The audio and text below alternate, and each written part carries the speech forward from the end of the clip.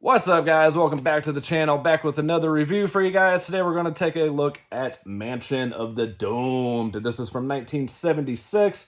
This is the 101 Filmz release. This is part of their Black Label line. You guys can see 101 in the Black Label there. This is number 35 in that line, if it wants to focus or not. I don't know if it wants to or not, but yeah, love these Black Label releases from 101. You get a nice slipcase. We're going to take a look at the release here.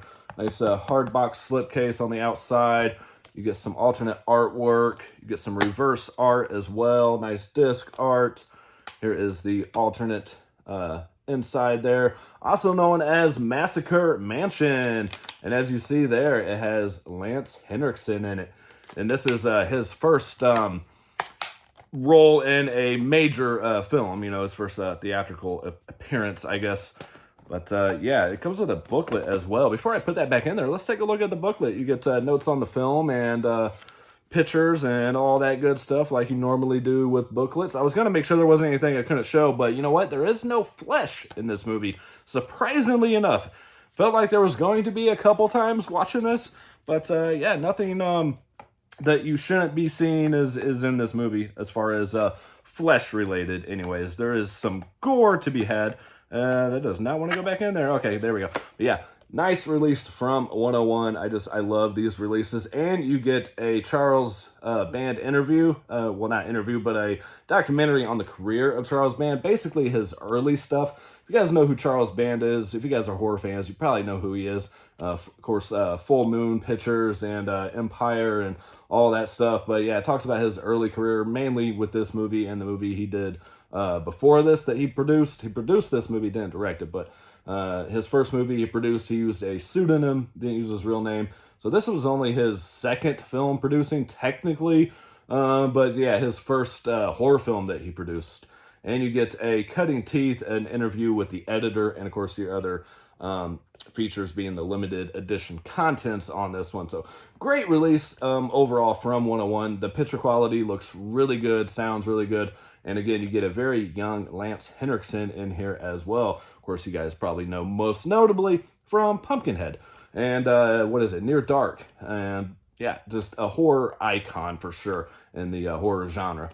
But yeah, as far as the movie itself, pretty simple story in this one. I guess I expected it to be more outrageous than it was, but it was a pretty tame film by today's standards.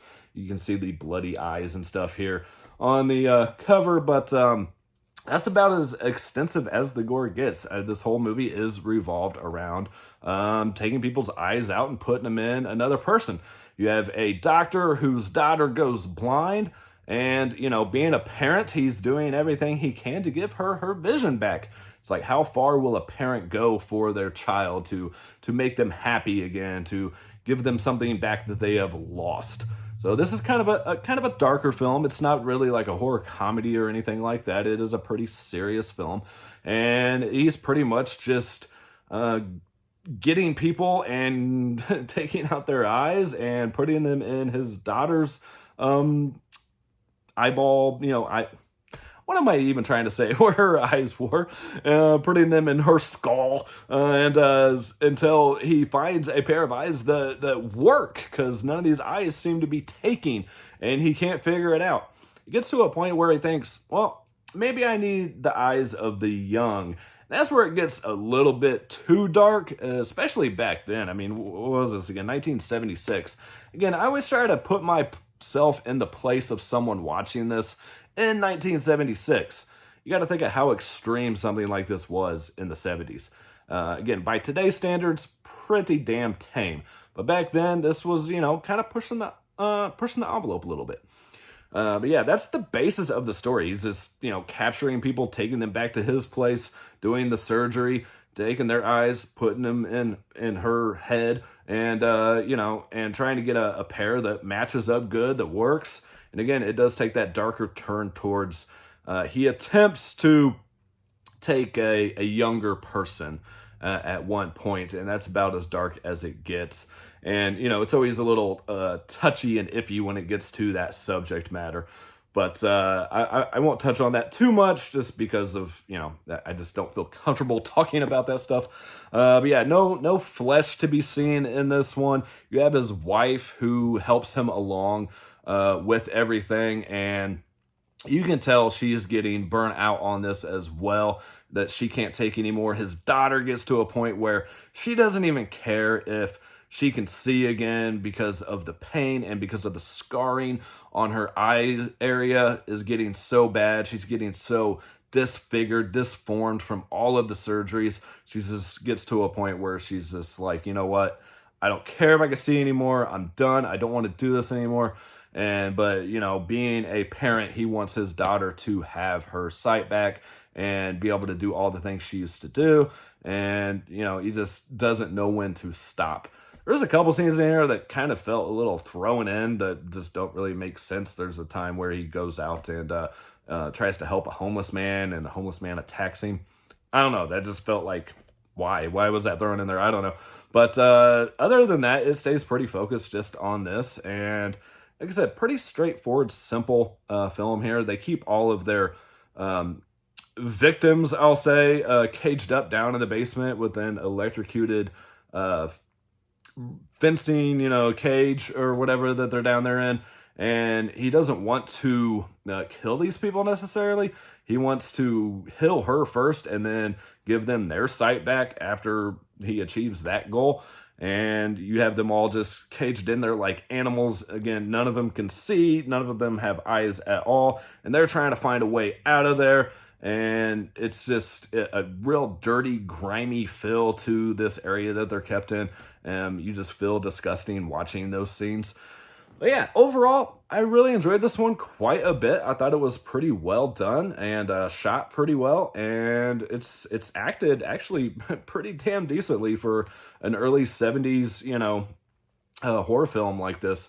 I thought the acting was pretty solid overall. I definitely if I can talk, I definitely recommend checking this one out if you guys have not seen Mansion of the Doomed. Again, don't expect, like I did, don't expect this big gore fest and, you know, nudity and stuff like that. You don't really get that in here. There's no nudity whatsoever. So you're good to watch this with, you know, your teenagers. I wouldn't suggest children, but because there is, you know, some gore with the eyes coming out. And they used actual footage of eye procedures that they actually purchased.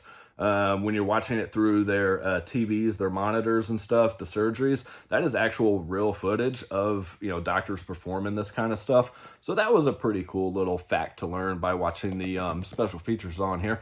And yeah, it's about 30-minute documentary on Charles Band, about 15-minute interview with the editor. So nothing too you know, into detail, I guess. Again, it only really covers Charlie Band's early career. Yeah, I call him Charlie because, you know, we know each other and stuff. Yeah, no, we don't. But yeah, Uncle Charlie there. Yeah, if you guys haven't seen Mansion of the Doomed, check it out. See if it's streaming somewhere. If you guys want to, you know, give it a try before purchasing. But this is available now as of today, the time of this video, on May 7th.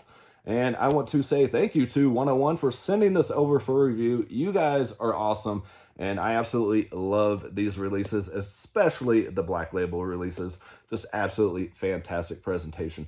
All right, let me know if you guys have seen this in the comment section below if you're planning on picking this one up. And as always, peace, love, and happiness to all of you, and I will catch you next time. Later.